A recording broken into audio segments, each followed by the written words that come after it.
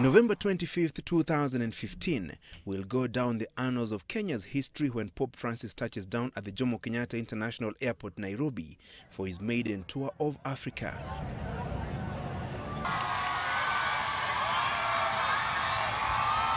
For 3 days, the world's attention will be on Kenya as the pontiff makes the historic state and apostolic visit.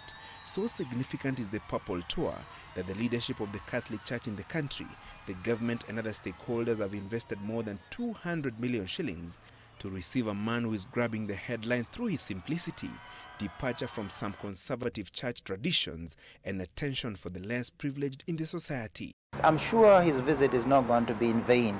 God does not plan this. Kenya is the first country in Africa that Pope Francis will visit. That's not a small thing, even in terms of graces that we will receive. I think Kenya will be different after Pope Francis comes. I'm sure our leaders will listen differently after he comes. There'll be 3 short days. I wish he could stay here for a week. These days will be special days. The atmosphere will be changed. People will be talking only about good things. We will not be talking here of people hating each other. The Pope was initially scheduled to visit Uganda for the Jubilee anniversary since the canonization of the Ugandan martyrs at Namugongo Shrine, a visit to the Vatican by Kenyan Catholic bishops in April this year, convincing him to visit Nairobi. The Garissa University terror attack that claimed 147 lives, convincing the Pope to stop by Kenya before proceeding to Uganda and the war-ravaged Central African Republic. His visit is significant in Kenya's fight against terrorism and religious extremism. He actually prayed for the families of those who suffered. He also prayed for those terrorists who did this atrocious act and asked that God may touch their hearts. Significantly, the Pope will be touring the country when the government is grappling with an image tainted by allegations of corruption, mismanagement of public resources, and impunity. The pontiff, who is also the head of Vatican State, is a proponent of good governance, integrity, and equity. His mentality, his politics is that you live small, you live within your means. This will be a message by action. And Kenyans need this. All these issues of corruption, issues of overspending, issues of borrowing, by the government and by the people, we are all full in debt because we live beyond our means. The Pope has also been defined by his love and attention for the poor and the less privileged in the society.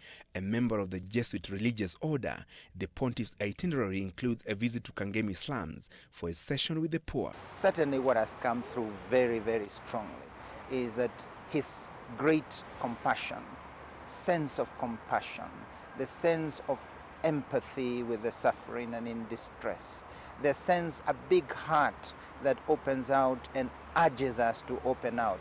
And this is a message of Christ. The Pope has a very special message for them, and he will meet with these poor people. They don't need to be Catholics at all. All poor people are a people with one culture, with one family. Some of these poverty situations have been caused deliberately by greed and by corruption and by selective privilege to a few people at the detriment of the others. For years, Kenyans have coexisted, their religious diversity notwithstanding. However, a series of terror attacks in Nairobi, Mombasa and Garissa counties targeting places of worship being seen as an attempt by terrorists to drive a wedge between Christians and the Muslim community. In the name of the Father, and the Son, and the Holy Spirit. The Pope will hold an interreligious session with leaders of the Muslim, Hindu and traditional beliefs to push a message of tolerance and inclusivity. But certainly there must be a message, judging from what he says, of harmony, of understanding, of acceptance.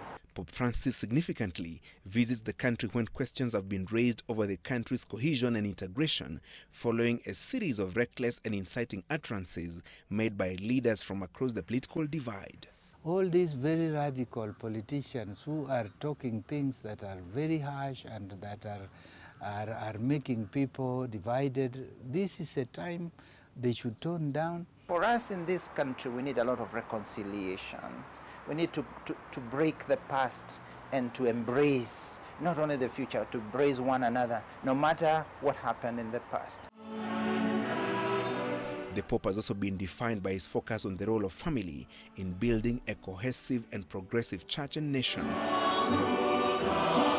He has also been keen on the youth and is expected to hold an interactive session at the Kasarani Gymnasium with young people selected from various parts of the country before he leaves for Uganda. Our youth in Kenya need a voice that tells them that they are our hope for the future. They have potentiality, they have energy, they have enthusiasm. And the Pope wants to listen to them. Two of them will talk to him and he will answer them. Their messages have already been sent to the Pope in Rome.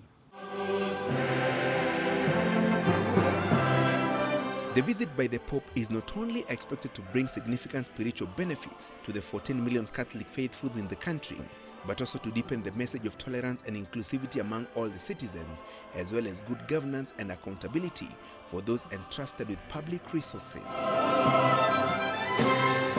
Francis Gachuri, Sunday Live.